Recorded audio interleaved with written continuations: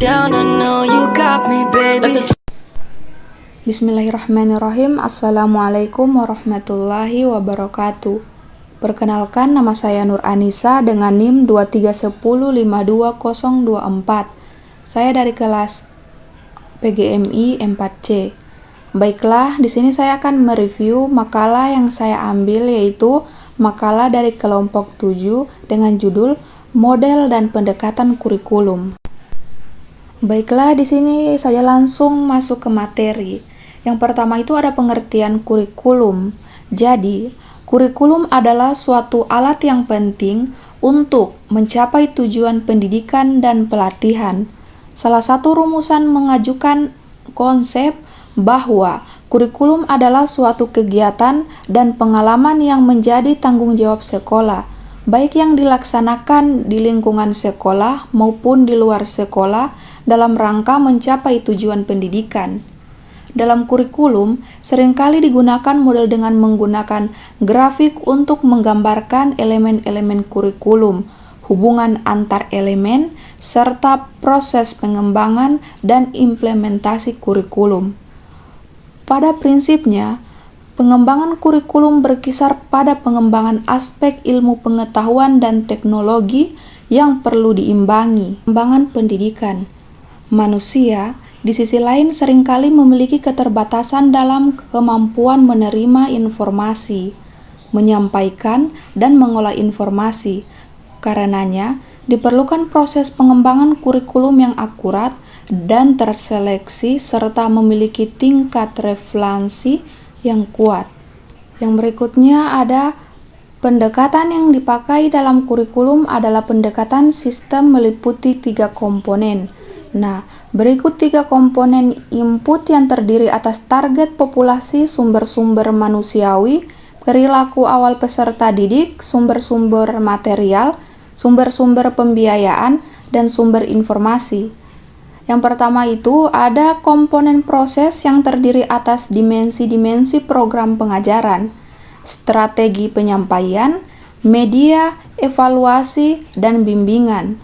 Yang kedua ada komponen output yang terdiri atas hasil-hasil pendidikan, yaitu pengetahuan, keterampilan, sikap, dan sebagainya. Dengan demikian, ini semua komponen yang saling berhubungan, saling berinteraksi, saling bergantung, dan saling menerobos satu dengan yang lainnya untuk mencapai tujuan yang telah ditentukan. Selanjutnya ada macam-macam pendekatan pengembangan kurikulum. Jadi, di sini ada 4 macam-macam pendekatan pengembangan kurikulum. Yang pertama itu ada pendekatan bidang studi, yaitu pendekatan subjek atau disiplin ilmu. Yang kedua itu ada pendekatan berorientasi pada tujuan. Yang ketiga, pendekatan rekonstruksionalisme. Dan yang terakhir itu ada pendekatan humanistik Soemantri. Selanjutnya ada model pengembangan kurikulum. Yang pertama itu ada model administratif. Ada beberapa istilah yang digunakan untuk pengembangan kurikulum model administratif.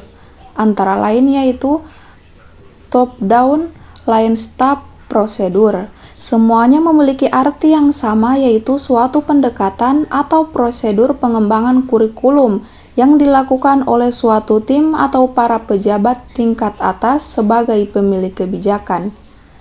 Pengembangan kurikulum dilakukan dari atas ke bawah, artinya pemerintah sebagai pemegang kebijakan menyiapkan tim pengembangan kurikulum tersendiri, sedangkan satuan pendidikan dan para guru tinggal mengoperasikannya dalam pembelajaran. Yang berikutnya ada model pendekatan grassroots.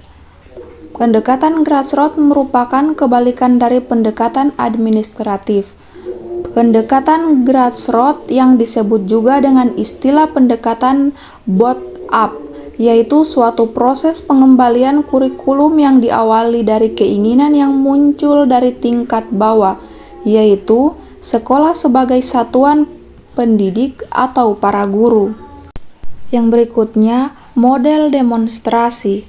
Model demonstrasi pada dasarnya bersifat grassroots, datang dari bawah.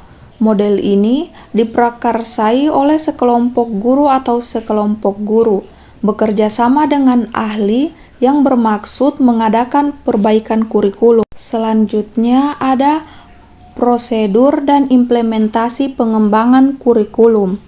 Setelah kita memahami pengertian dan model-model pengembangan kurikulum, selanjutnya kita akan mempelajari tentang bagaimana menerapkan konsep pengembangan kurikulum tersebut. Penerapan tersebut haruslah melalui beberapa prosedur. Prosedur yang sistematis ini saling terkait dan berkelanjutan atau bisa dikatakan berdasarkan pada proses manajemen. Yang berikutnya ada pengorganisasian kurikulum. Organisasi adalah suatu kelompok sosial yang bersifat tertutup atau terbuka terhadap pihak luar yang diatur berdasarkan aturan tertentu yang dipimpin oleh seorang pemimpin atau seorang staf administratif yang dapat melaksanakan bimbingan secara teratur dan bertujuan. Yang berikutnya adalah penyusunan staf. Staffing adalah fungsi yang menyediakan orang-orang untuk melaksanakan suatu sistem yang direncanakan dan diorganisasikan. Staffing dilaksanakan setelah semua tugas ditetapkan terlebih dahulu. Yang berikut ada kontrol kurikulum. Pengontrolan adalah proses pengecekan terhadap standar untuk menentukan sejauh mana tujuan telah tercapai. Kontrol ini sangat berhubungan erat dengan perencanaan sebagai bagian dari sistem, sedangkan kontrol kurikulum adalah proses pembuatan beberapa keputusan tentang kurikulum di dalam sekolah atau proses pengajaran yang dibatasi oleh minat-minat pihak luar, seperti orang tua, karyawan, ataupun masyarakat. Selanjutnya ada contoh penerapan model dan pendekatan kurikulum. Yang pertama itu ada model pendekatan kurikulum terpadu. Model ini menggabungkan berbagai mata pelajaran menjadi satu tema besar yang saling terkait, sehingga siswa dapat melihat hubungan antar disiplin ilmu. Yang berikut ada model kurikulum tematik. Model ini menekankan penggunaan tema tertentu untuk mengintegrasikan berbagai mata pelajaran dalam satu topik yang relevan dengan kehidupan sehari-hari siswa. Yang berikut, model kurikulum kritis.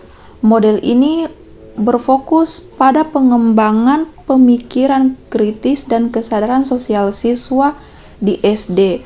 Model ini berusaha mendorong siswa untuk berpikir secara refleksi dan kritis terhadap isu-isu sosial yang ada. Yang berikut ada model kurikulum berbasis proyek.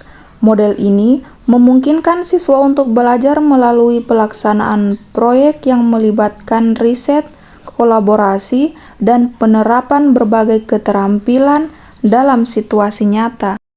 Yang terakhir ada penerapan pendekatan perkembangan kurikulum. Jadi, yang pertama itu ada pendekatan berbasis kompetensi, yaitu pendekatan ini menekankan pencapaian kompetensi tertentu yang harus dikuasai oleh siswa dalam berbagai aspek. Kompetensi tersebut bisa berupa pengetahuan, keterampilan, maupun sikap.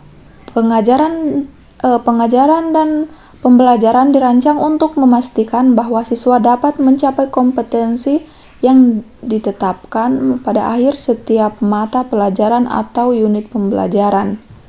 Yang berikut ada pendekatan berbasis masalah. Pendekatan ini berfokus pada pemecahan masalah nyata yang dihadapi siswa. Siswa belajar dengan cara bekerja dalam kelompok untuk menyesuaikan masalah yang relevan dengan kehidupan mereka. Pendekatan ini mendorong siswa untuk berpikir secara kritis, bekerja sama, dan belajar melalui pengalaman nyata. Sekian penjelasan dari saya. Apabila ada kesalahan mohon dimaafkan.